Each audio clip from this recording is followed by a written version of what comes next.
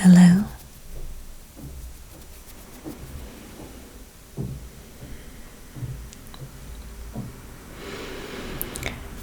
Hi there.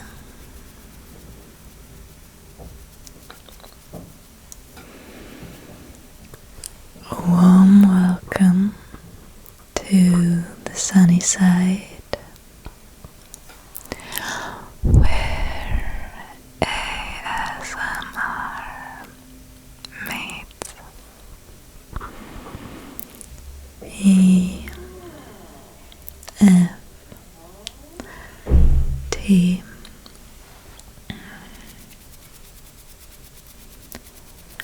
Welcome.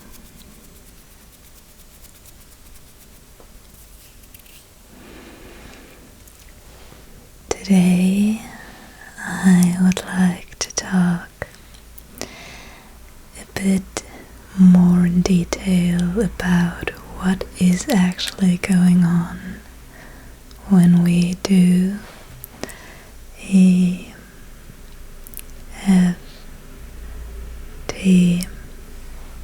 tapping sequences, and more specifically why we focus on negative emotions that normally put us into a state of distress, which might seem counterintuitive. So I actually believe that this question, why we focus on negative emotions, in itself is already quite curious, because it has its foundations on two beliefs. And these beliefs are very much found in most commonly Western cultures, like the one I grew up in. So the first belief is that our emotions can be negative and positive, and specifically negative emotions are evil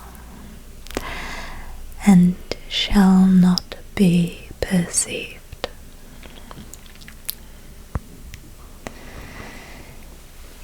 Now, I have made another video where I talk a little bit about how emotions do not inherently have a certain fixed value,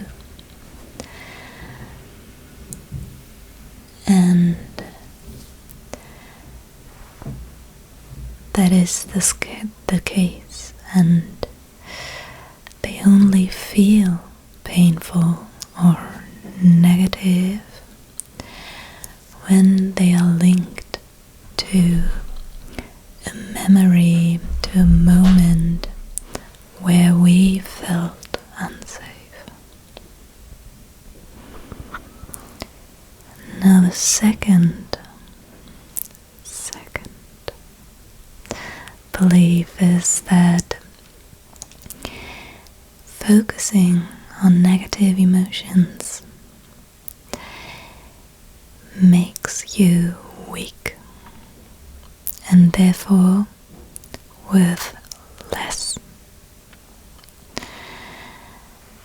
Of course, this is untrue, because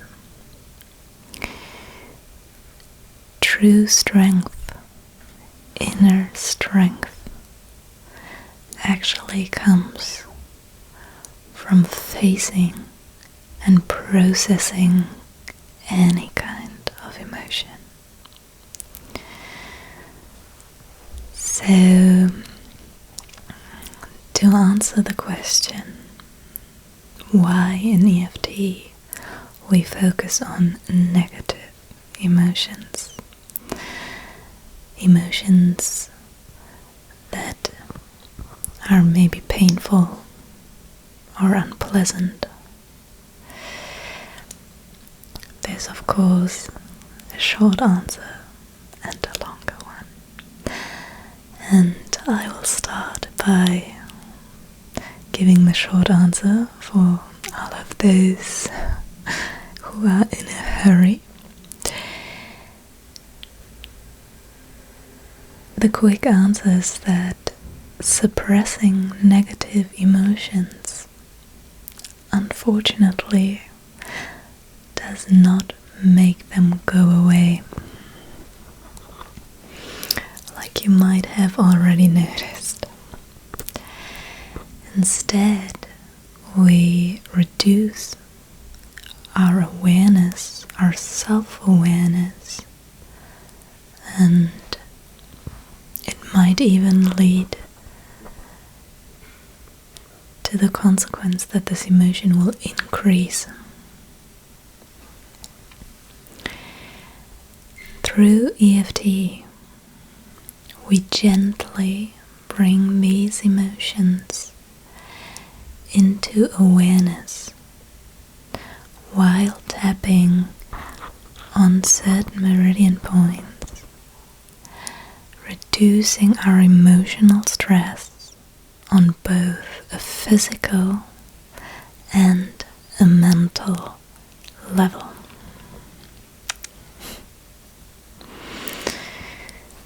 Now, to be a bit more detailed here, as for the long answer, I would like us to first start where negative emotions actually come from. What are these negative emotions?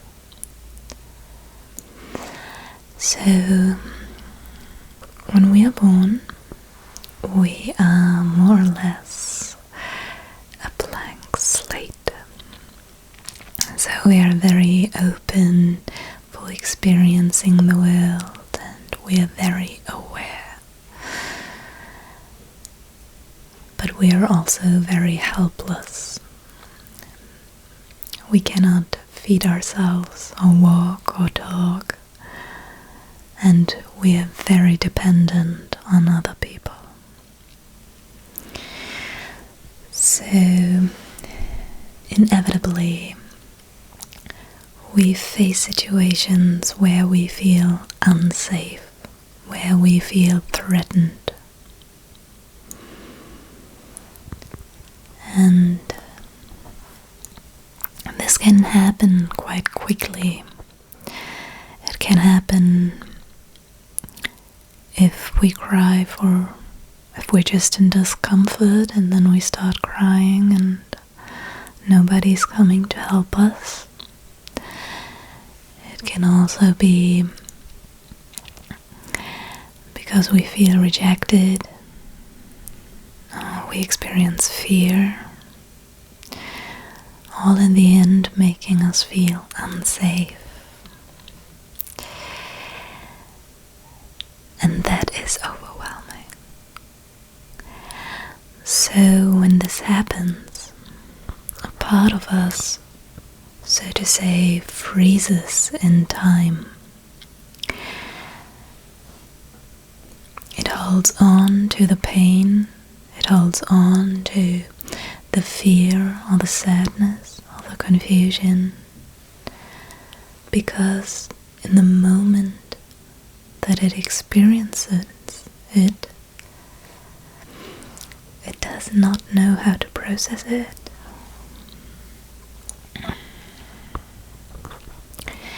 And then over time, more and more parts of us freeze in time, because we,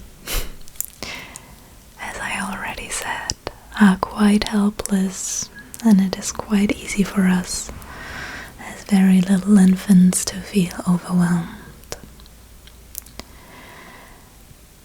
And now these parts, these frozen parts,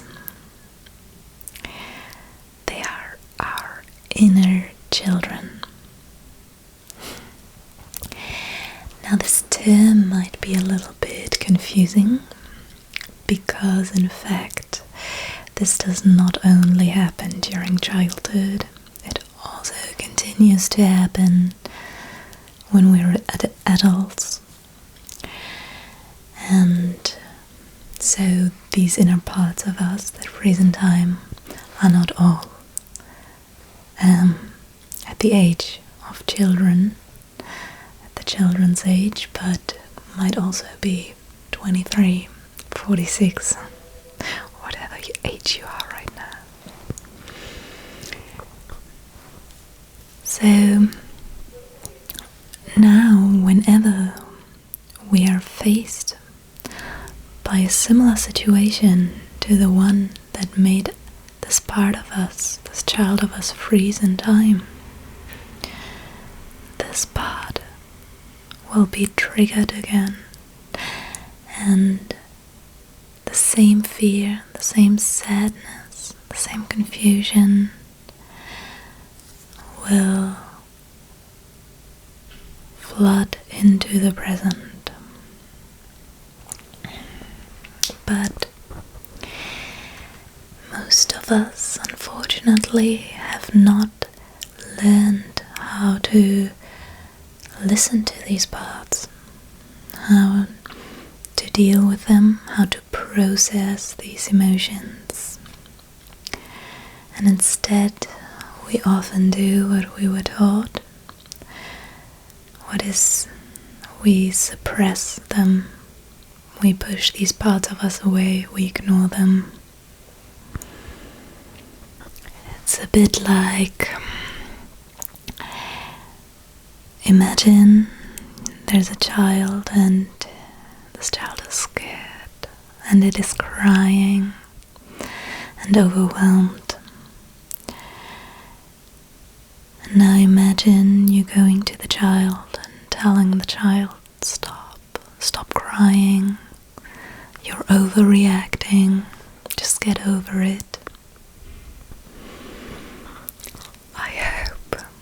I truly hope you do not speak like this to this child. But many of us do this. This is how we treat ourselves, by suppressing emotions. So it's like having a classroom or a room now full of inner children, of inner parts of us, frozen in time, that have formed because of a feeling of unsafety, and that hold on to this painful emotion. Now what happens when we suppress, when we ignore a part of us which now gets triggered by a new circumstance? We just basically look away. We act as if this inner child does not exist if we ignore it. But unfortunately, this does not mean that it does not exist. We quite simply reduce our perceptive field, and some of us might actually have done this so badly that they don't really feel this part anymore. But it will show up at some point, and your subconscious will work on this,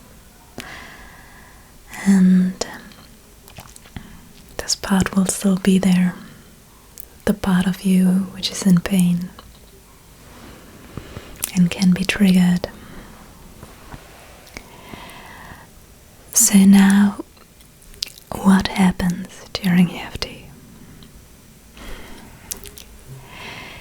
EFT essentially is a form of self-parenting, because instead of ignoring these children, of pushing them away,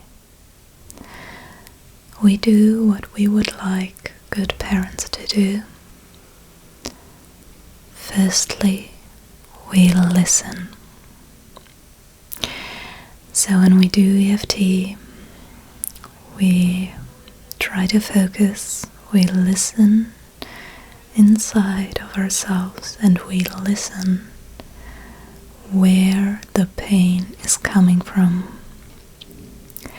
Which part of us, within us, which part of me is in pain right now. And then, by describing this pain, and we really tune into it, and we really look around and basically look who within us is having this painful emotion, and we acknowledge that emotion. We say, I see you, I understand why you are here, I see you. And this already helps a lot. We all want to be heard and seen. And then we actually take it a step further and we provide security. So during an EFT sequence, the first part is always looking around, figuring out where is that pain coming from.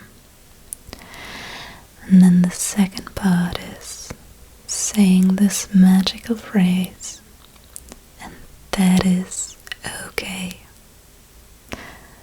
Whatever I might be feeling, it is okay, and it is safe. I am safe. So we provide the safety for our inner part, which has formed because it felt unsafe and threatened. And we do this verbally, but we also do this physically by tapping the meridian points, which simultaneously reduce our stress level and increase our peripheral nervous system and increase our calm. So we truly learn to accept ourselves, accept our emotions, accept the inner part of us that has not been heard or seen, and we soothe ourselves, which is beautiful, and we provide self-love. And by doing all of this, something else happens. We actually expand our self-awareness, because we start to listen and to look around within ourselves. Where is the pain coming from? And actually, who is having this pain inside of me? Which part of my inner parts? So it might be that you realize at some point during EFT that the pain that you are addressing is coming from a 5-year-old, from yourself when you were 5 years old. And maybe the initial pain or the thing that you thought were the stressor is actually something else, and it just triggered your 5-year-old inner child. And everything is okay, because then you do exactly what you would love to be doing as a good parent. You see yourself, you acknowledge yourself, and you provide safety for yourself. So,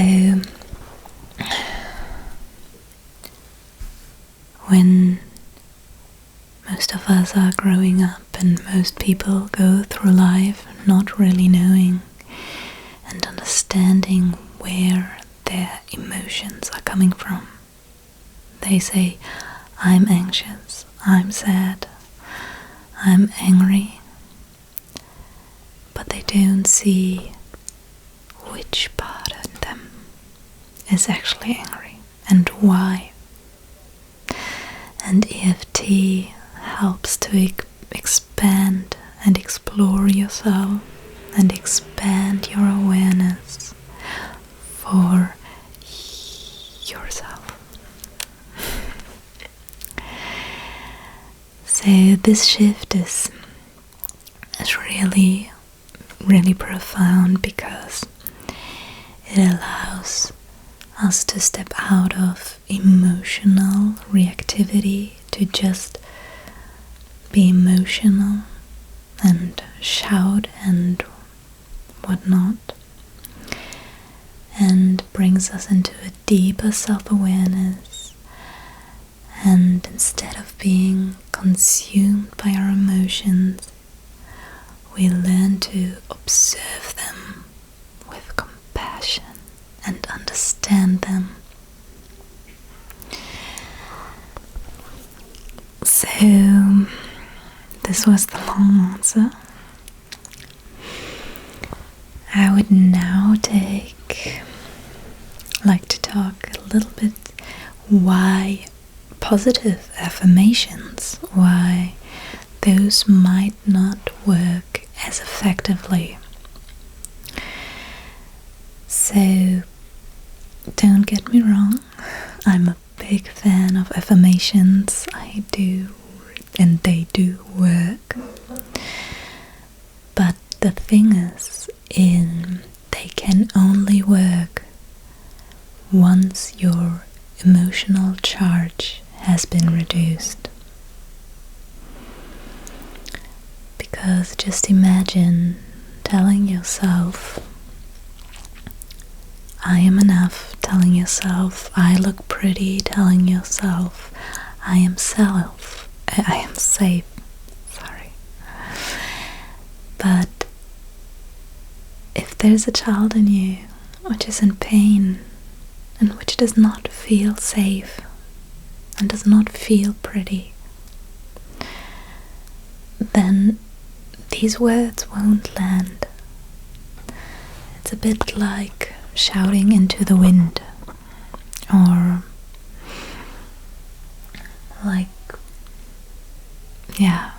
there's this giant load, a giant negative load, and with EFT we can decrease it, and we can comfort this part in us, this child in us, this child which can also be 30 years old.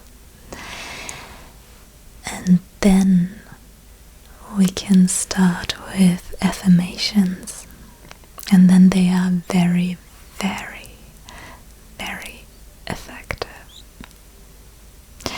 This is why often in EFT sequences, the third part, after providing security and comfort to ourselves, we go in this upwards shift and we start tapping for something positive, like a great day, like a feeling of joy, trust, whatever it might be. Yeah, so the big takeaway here is that EFT really teaches us to treat ourselves the way that we would like to be treated, the way that we would treat others, with kindness, compassion, and with love and patience. Instead of rejecting our emotions, we embrace them. Instead of silencing our children, our inner parts, we become the loving parents that we wish we had. And I also don't want to say this to be mean to parents. I had lovely parents. I have great parents, I still have them. But it's tough being a parent. And as children we are so helpless. So if you had lovely parents, be your parents when it comes to your own inner children. We all have them. We all have these inner parts in us, and we can explore ourselves, and we can interact with them, interact with ourselves, and really find and really tap into self-love.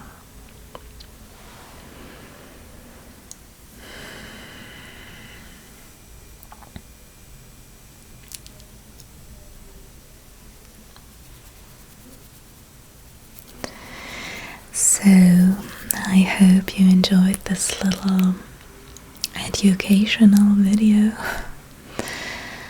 I think this is a very fascinating thing to understand, and I'm really eager to hear from those of you or from your experiences.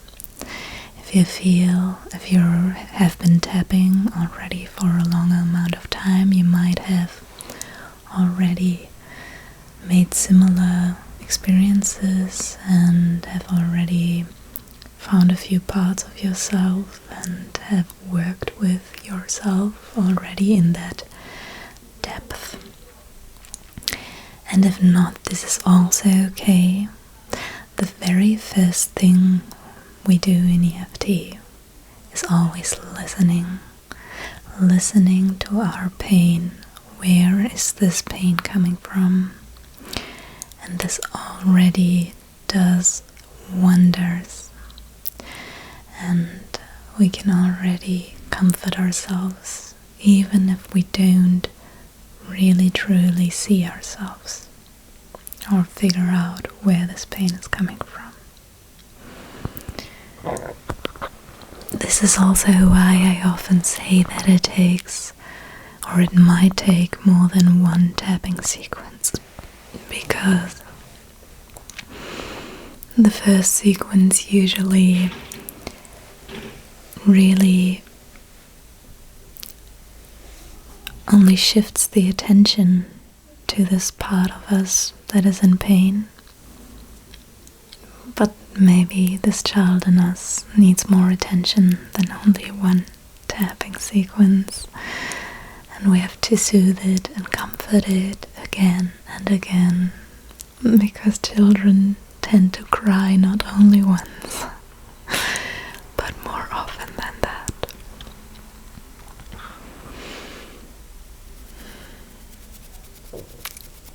I hope you have a wonderful rest of your evening or of your day. I hope to see